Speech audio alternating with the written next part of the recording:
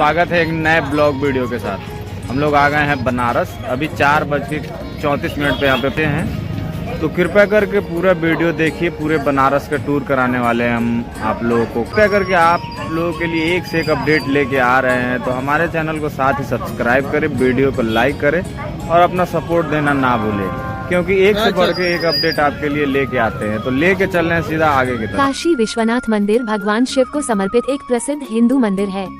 ये भारत के उत्तर प्रदेश के प्राचीन शहर बनारस के विश्वनाथ गली में स्थित है।